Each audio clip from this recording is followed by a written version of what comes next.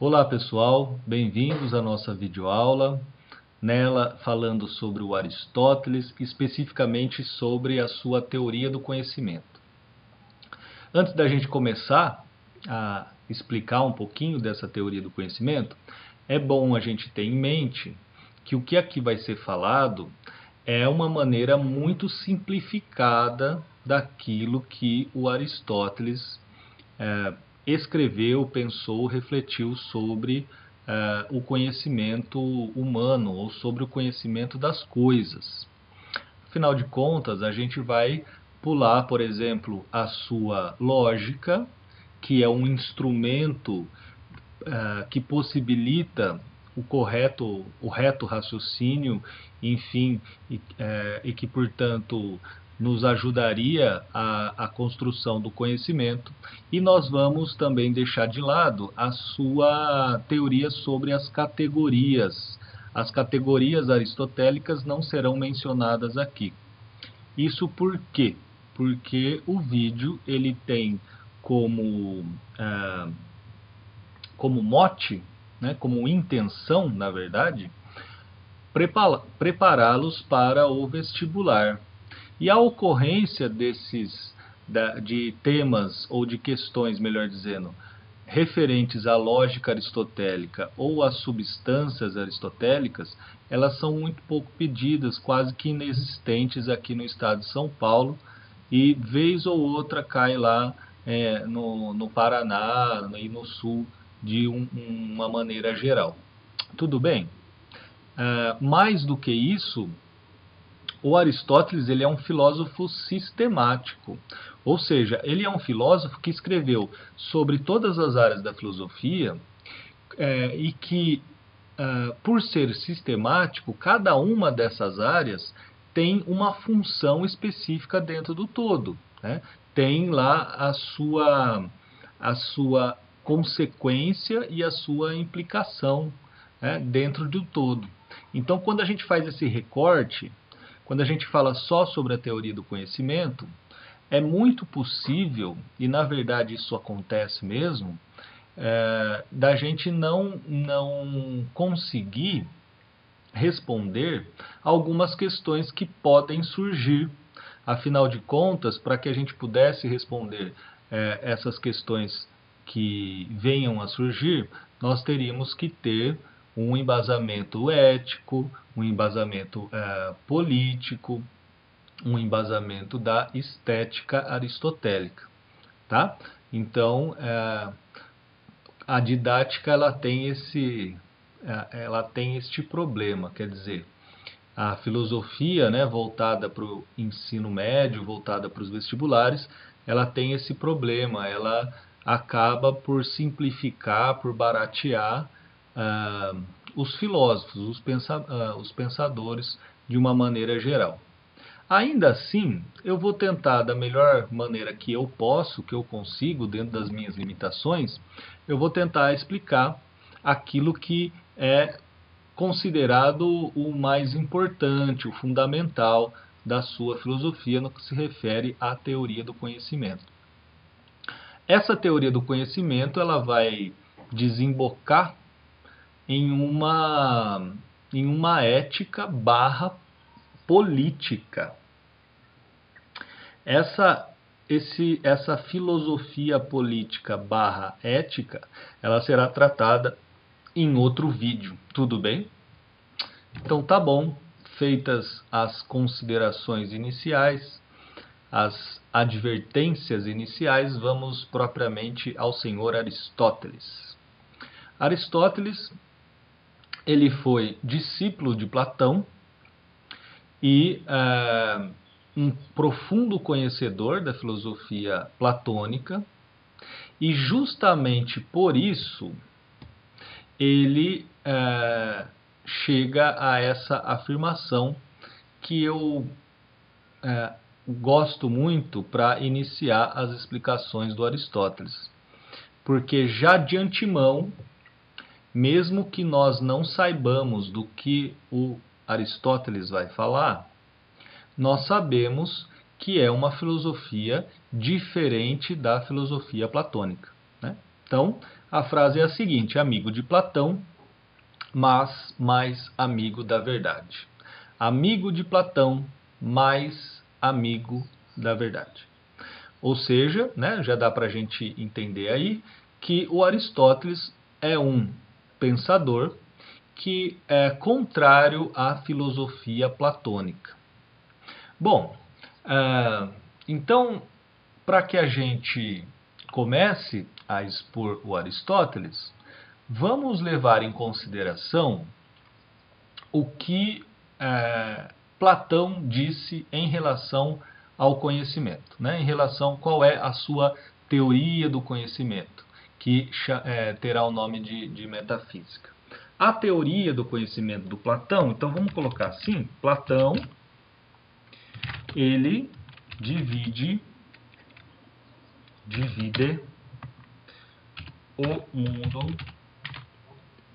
o mundo em dois, certo? Isso todo mundo sabe, desde o sexto ano, todo mundo sabe que o Platão faz essa divisão do mundo em dois, sendo um chamado mundo sensível e outro mundo inteligível.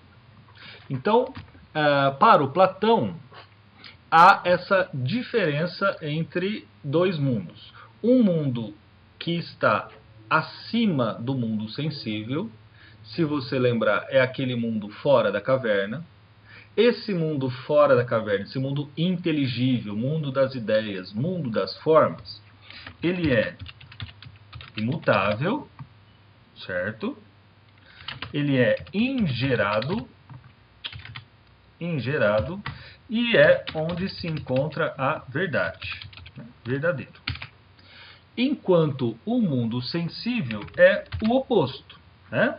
Ele é mutável, ou ele sofre processos de corrupção, ele é mutável, ele é criado e falso. Então, o Platão ele nos ensinou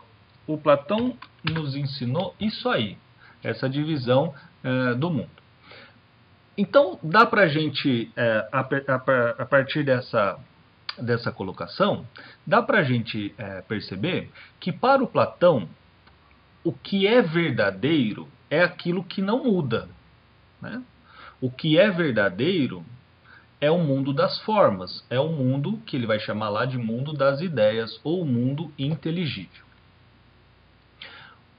O Aristóteles, por outro lado, vai dizer o contrário disso. Quer dizer, ele vai afirmar, enquanto o Platão vai dizer, nós não podemos conhecer o mundo concreto, o mundo dos sentidos, porque este mundo está em constante transformação, porque as coisas deste mundo estão em constante transformação, o Aristóteles vai falar, peraí, não é bem assim. Afinal de contas, é verdade que as coisas estão em transformação. Porém, as transformações que existem no mundo ocorrem de uma maneira padronizada, né? Ou seja, as coisas mudam, mas elas mudam de acordo com uma ordem pré-estabelecida.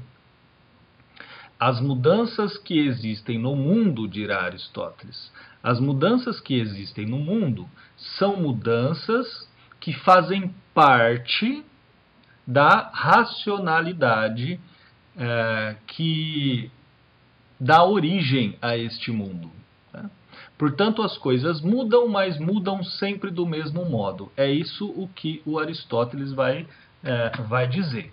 Né? Então, esse é o nosso primeiro ponto. Enquanto Aristóteles considera, portanto, o movimento como parte constituinte do conhecimento, o Platão, ele é parte constituinte da verdade mesmo, o Platão, ele desconsidera essa questão, né? Ela desconsidera isso como passível de conhecimento, mas apenas de opinião. Bom, se isso está claro, a gente poderia colocar a seguinte questão. Ora, tudo bem, eu aceito que o mundo transforma de acordo com uma determinada ordem. Eu aceito isso que Aristóteles está dizendo.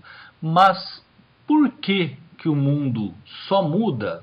Ou melhor, por que as coisas do mundo só mudam de acordo com essa ordem pré-estabelecida? É aí que o Aristóteles vai desenvolver, vai criar dois conceitos muito importantes para a sua filosofia, que são os conceitos de ato e potência. Então, o Aristóteles vai dizer o seguinte: tudo que nós vemos, tudo que nós experimentamos, tudo o que nós sentimos sobre o mundo, são coisas que estão em ato. Ato é simplesmente, gente, aquilo que é agora. Ou seja, aquilo que é agora, e agora, e agora, e agora. Então, ato é tudo aquilo que se apresenta, certo? E potência, ato é aquilo que é agora, e vamos melhorar a nossa lousa. Potência é aquilo que possibilita a transformação de algo em outro. Então, olha só. Enquanto o ato é aquilo que é, a potência é o que faz com que as coisas mudem. A potência é a questão da potência, ela tem as duas significações aí de poder. É aquilo que torna capaz a transformação de um sujeito e de alguma coisa, melhor dizendo, e mais do que isso, ela tem este poder para fazer. Poder para fazer, certo? Então, potência, aquilo que possibilita a transformação de algo em outra coisa, ou em outro algo, se vocês quiserem. É uma nova forma de apresentação da mesma coisa. Então, um exemplo do próprio Aristóteles, super fácil. Ato, semente. Mas existe dentro dessa semente uma potência que possibilita a transformação desta semente em uma árvore. É isso. Possibilita significa que é capaz dessa semente se transformar numa árvore. Isso vai acontecer? Não necessariamente. Mas dadas determinadas condições, essas potências elas se atualizam, né? Então, dadas determinadas condições para a atualização dessas potencialidades, nós teremos uma árvore. Moçada, eu vou falar isso com mais calma. Vai fazendo relações aí com o ser humano. Se tudo que existe no mundo é composto por ato e potência, se todas as coisas elas se apresentam em ato, porém dentro delas existe uma potencialidade, mais do que isso,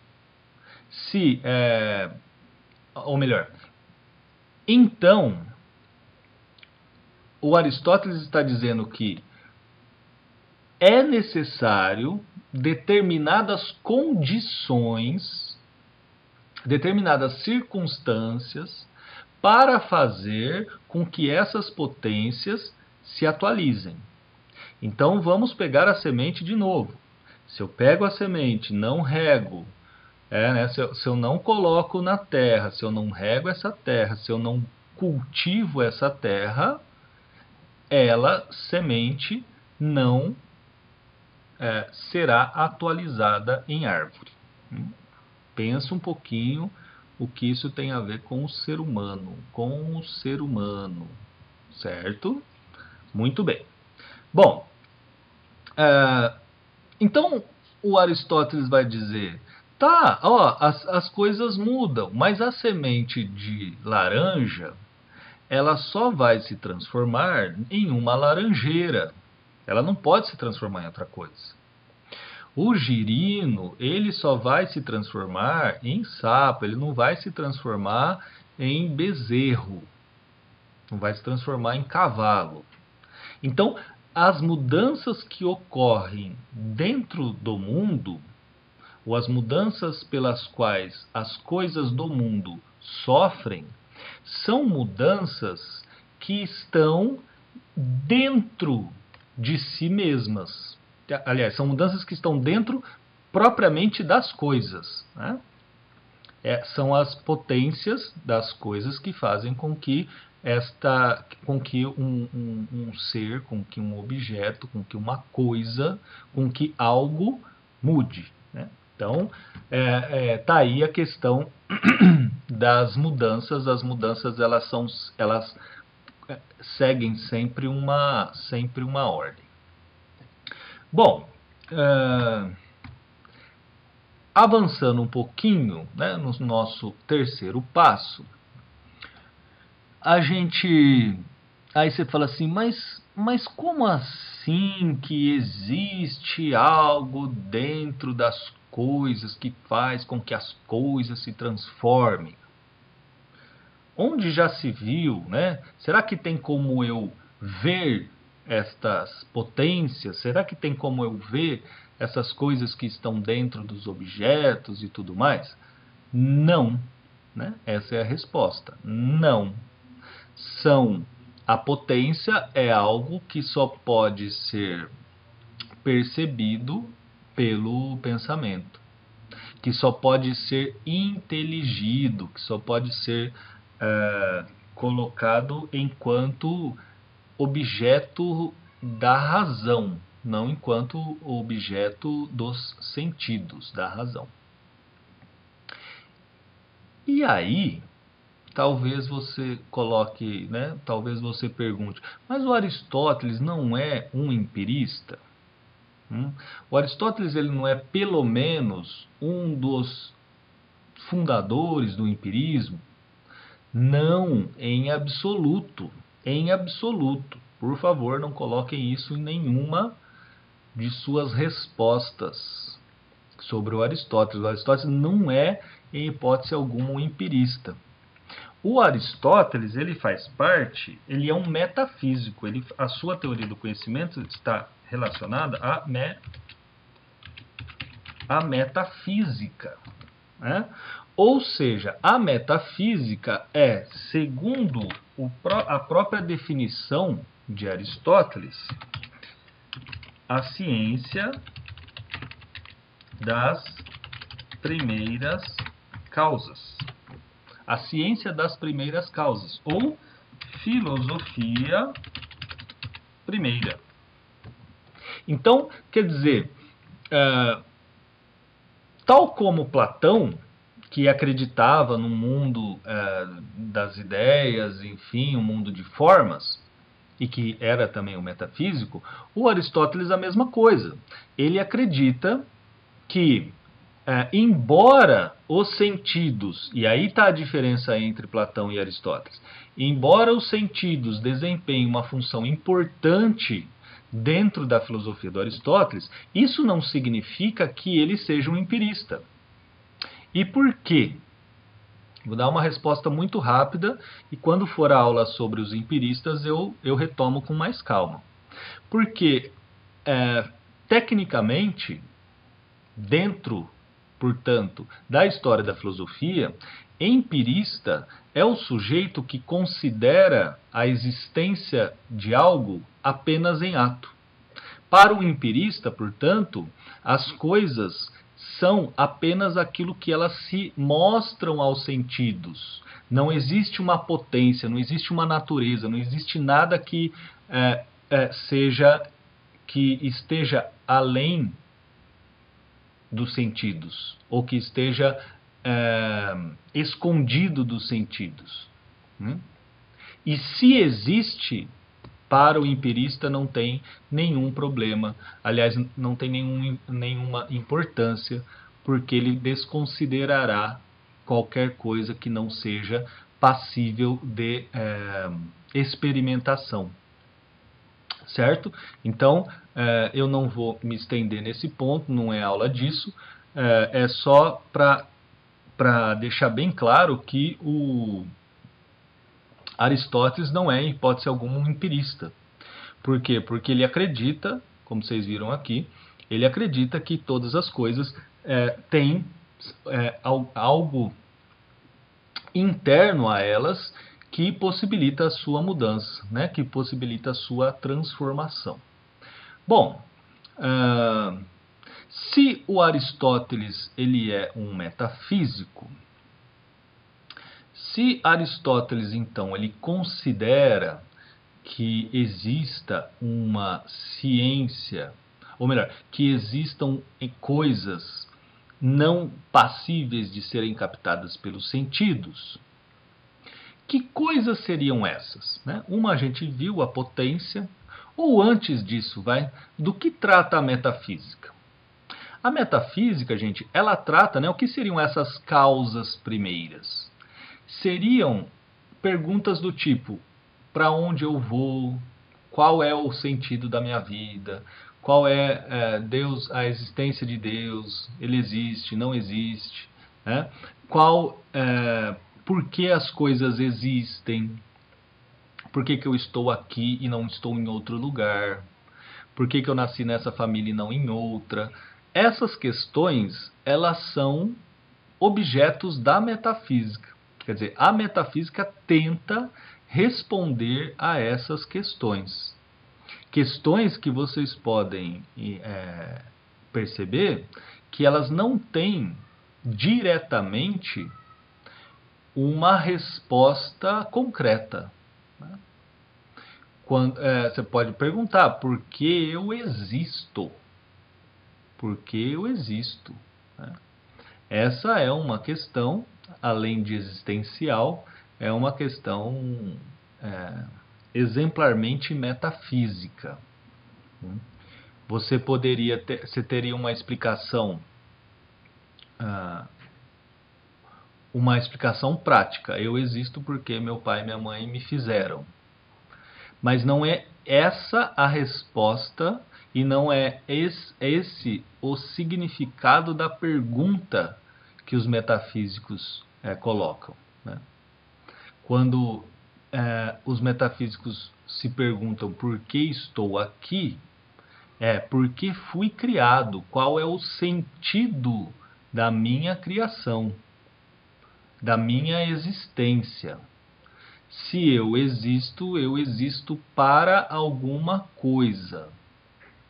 A descoberta dessa coisa também é um dos temas que o Aristóteles irá trabalhar, mas que nós não veremos na aula de hoje. Tá? Então, beleza. Se a metafísica é a ciência das primeiras causas, quais seriam as segundas, terceiras, quartas causas, quintas causas? Em outras palavras, onde eu estou querendo chegar será que existem ciências que estudam não as causas fundamentais? Será que existem áreas do saber que estudam causas mais palpáveis, causas mais práticas? O Aristóteles dirá, sim. Existe a ciência da medicina, existe a agricultura, existe a pescaria, o domínio das técnicas de pesca, enfim. Essas, e aí chamo a atenção para esse ponto, todas essas artes, ou seja, medicina, a pescaria, conseguir carpintaria, né? Conseguir fazer lá uma cama, um armário, parará, cultivar uma horta. Todas essas atividades, todas essas ciências, esses conjuntos de práticas, todas essas ciências, elas ajudam a cada um de nós a nos manter vivos, né? Elas nos ajudam a manter a nossa existência, todas elas. Então, medicina, vamos pegar só um exemplo, vai. A medicina, ela é indispensável para o ser humano. Por quê? Porque sem ela não existe vida. Sem ela nós morremos. Ponto final. Porém, o Aristóteles dirá o seguinte: embora a medicina ela seja indispensável para a manutenção da vida do homem enquanto ser vivente, enquanto animal, a metafísica ela é essencial para tornar o homem homem. Por isso que ela é a filosofia primeira. Por isso que ela está preocupada com as primeiras causas. As primeiras aí significa as mais fundamentais, as mais essenciais, as mais basilares que o homem pode alcançar e que o homem pode perguntar, né? Refletir sobre. Em outras palavras, segundo Aristóteles, a metafísica ela comporta uma contradição. Ela é, ao mesmo tempo, indispensável para o ser humano. Por quê? Porque as questões que ela levanta são questões que remetem imediatamente à existência do homem enquanto ser humano. Então, perguntas do tipo: por que eu estou aqui? Qual a minha finalidade no mundo? Deus existe ou não existe? São questões que nos tornam humanos, segundo o Aristóteles. Portanto, são indispensáveis para que nos tornemos humanos. Por outro lado, ela é dispensável, ela é desprezada para nos manter.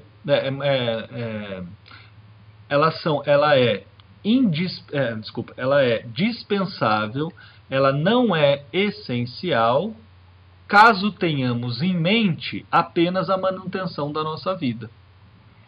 Ou seja, você pode passar a vida inteira sem conhecer filosofia, sem fazer essas questões, sem se perguntar sobre essas questões, sem querer responder essas questões, você consegue ainda assim viver.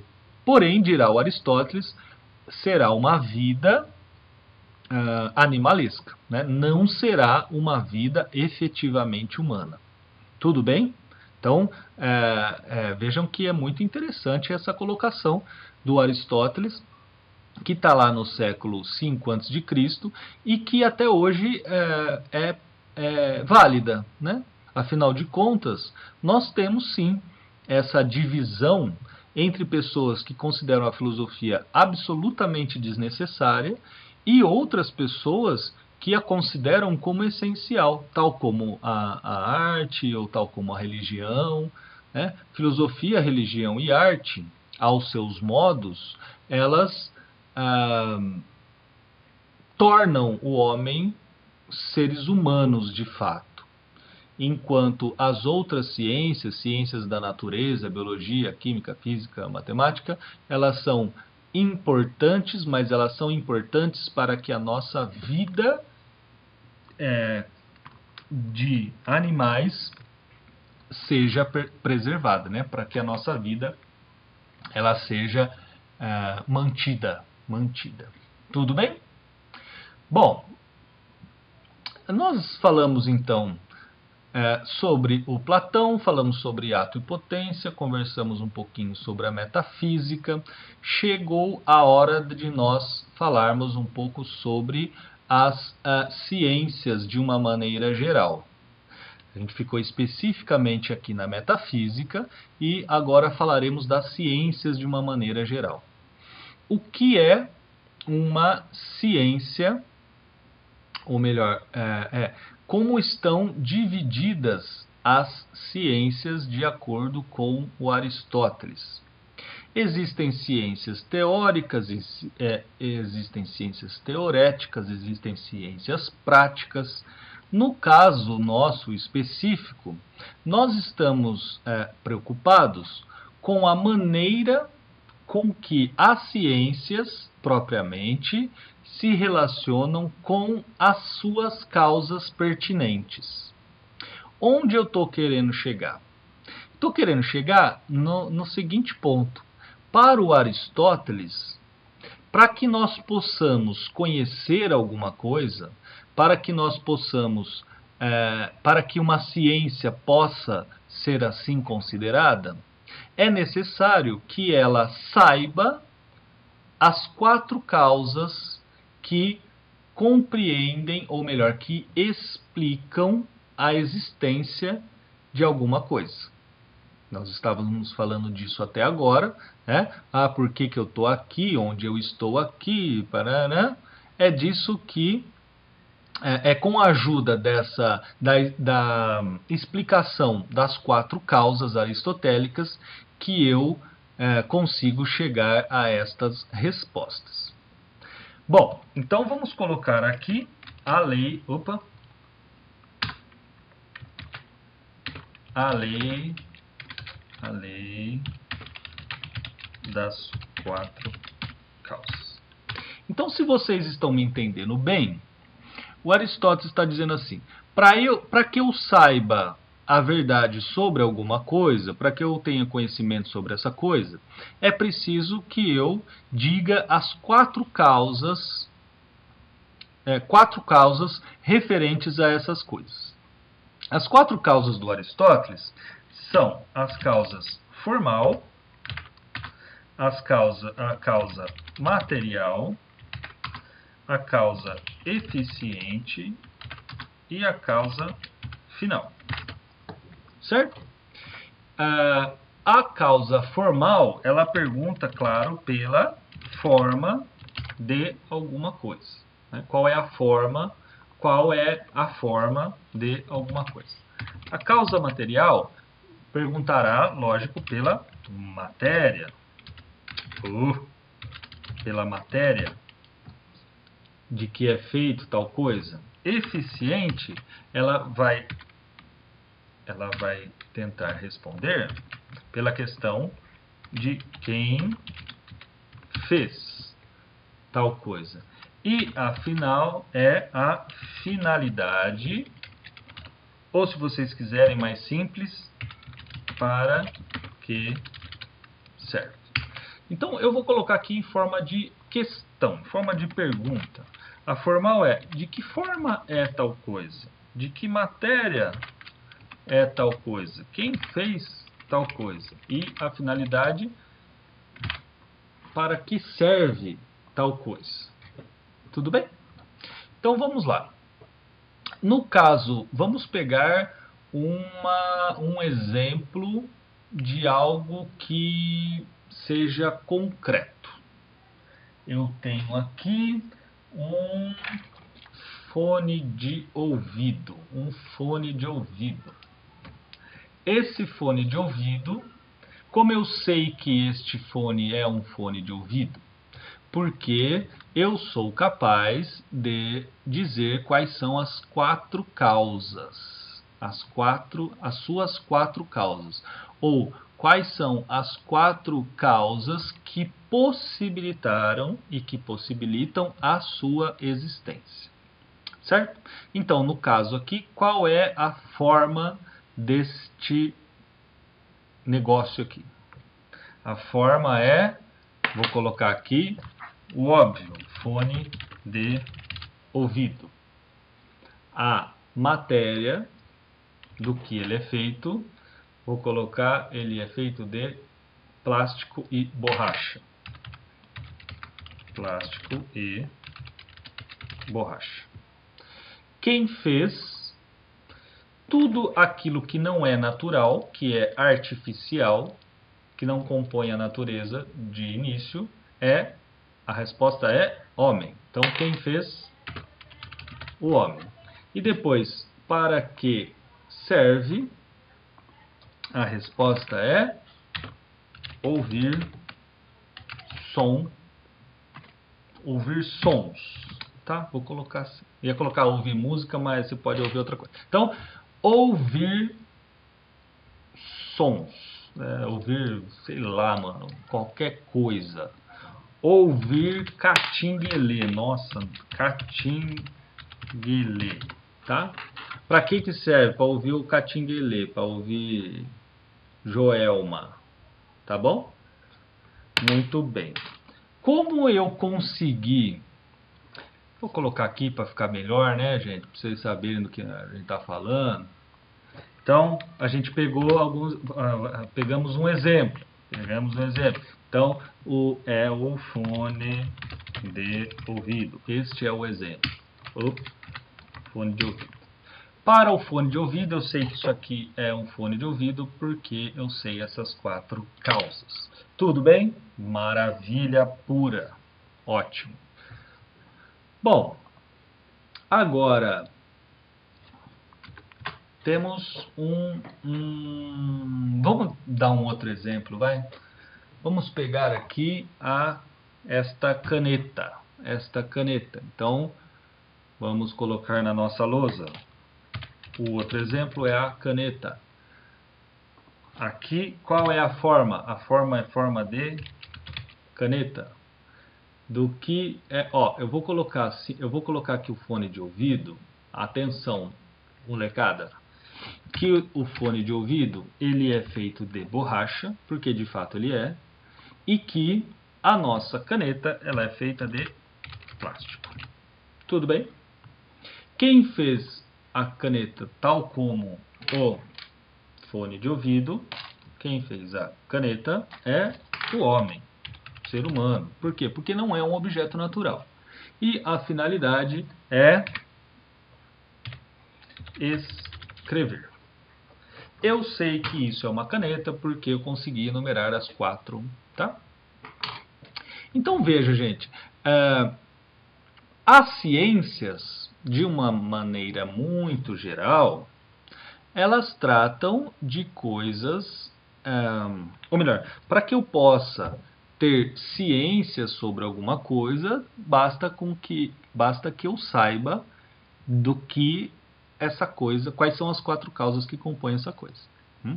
Eu estou falando isso há uns 10 minutos, com palavras diferentes, espero que vocês tenham entendido isso. A questão, e aí a gente caminha para o finalzinho da nossa aula, porque aí a gente já vai entrar numa questão política e numa questão ética. A pergunta que nós podemos fazer e nós devemos fazer tá bom, eu entendi do fone de ouvido, entendi da caneta, eu posso entender de uma estátua de Apolo, né, que represente Apolo, mas e o homem? Por quê? Porque até agora a gente falou só de coisas artificiais, mas e o homem? E o homem? Então vamos responder sobre o homem. Na nossa lousa maravilhosa, vou colocar em letras grandes. O homem. A pergunta agora é sobre o homem. Então, qual é a forma do homem? A forma do homem, segundo Aristóteles, é a alma. Alma. Forma de homem. Forma de ser humano. É a alma racional, né? Que fique claro aqui. Alma racional. O homem, ele é formado por essa alma, caracterizado por essa alma. Matéria, borracha, plástico, no caso aqui, o homem é corpo. Então, o homem, olha que óbvio, né? O homem, ele é composto por corpo e alma. O homem o homem não é homem sem alma, quer dizer, só corpo, ele seria zumbi. O homem não é homem só com alma. Por quê? Porque senão ele seria uma entidade transcendental, um fantasma, qualquer coisa assim, sem propriamente matéria. Então, é necessário que existam essas duas coisas. Eficiente, a pergunta é: quem fez o homem? Quem produziu o homem? A resposta do senhor Aristóteles é o motor imóvel. Então, para o Aristóteles, quem criou o ser humano é algo chamado motor imóvel. Esse motor imóvel, entre trilhões, bilhões, quinquilhões de aspas, é o Deus aristotélico. Aí você fala, não, mas não foi meu pai e minha mãe? Então, mas foi. Foi, só que depois você fala assim, meu pai, minha mãe, meu avô, minha avó, tataravó. Então, o motor imóvel, gente, ele é uma entidade metafísica, ele é um ser metafísico necessário para que nós não precisemos ficar retrocedendo as nossas causas até o infinito. Olha só que coisa mais linda, mais cheia de graça. A existência, entre trilhões de aspas, de Deus, no caso de Aristóteles, ela é necessária para que não precisemos ficar retrocedendo as causas ad infinitum. Sim, por quê? Porque senão a gente ia ficar retrocedendo e não ia parar mais. Para quem acredita, chegaríamos em Adão e Eva. Para quem não acredita, né? Manja aquela questão. Porque Deus... Né? Aí vira alguém e fala assim, tá bom, mas quem criou Deus? Mano, aí se você não tiver com a argumentação em dia, o bagulho fica complicado de explicar, né? Fica complicado de explicar. Então, por que eu estou dizendo isso? Porque este motor imóvel, falaremos disso na próxima aula, mas só para não ficar em suspenso, porque este motor imóvel, ele é incriado. Ele é a causa primeira. Olha lá, ele é a causa de tudo. Por isso a questão, mas quem criou Deus, ela é inócua para o senhor Aristóteles. Está falando, quem criou Deus? Não, ninguém criou Deus. Ele é incriado. Ele é ingerado. Ele existe em si mesmo. Certo? E, finalmente, para que serve o homem? Olha lá, outra questão metafísica. Qual é a finalidade do homem no mundo? Por que eu estou aqui? Por que eu nasci? Manja essas questões? Então, a resposta é para ser feliz. O homem nasceu para ser feliz. Bom, eu espero, gente, que com essa aula você tenha conseguido entender aquilo que de mais importante para a teoria do conhecimento do Aristóteles. Evidentemente, a aula ela esteve focada apenas nas questões de vestibular, nas questões de Enem e de vestibulares de uma maneira geral. Tentei desenvolver com vocês a diferença primeira entre Platão e Aristóteles, que é a questão do movimento. Depois desenvolvi a ideia de movimento, o que é propriamente esse movimento do qual o Aristóteles fala, e para isso a gente estudou um pouquinho sobre ato e potência. Passamos para a ciência primeira, ou seja, passamos à metafísica. Chamei a atenção para vocês de que o Aristóteles ele é um metafísico, ele não é um empirista em hipótese alguma. Chamei a atenção para as contradições, ou melhor, a contradição existente na metafísica para o Aristóteles, né? ou melhor, a contradição de significados que a metafísica adquire para os homens, ou seja, ela é não essencial e essencial ao mesmo tempo para nós. E, finalmente, chegamos às leis das quatro causas, né?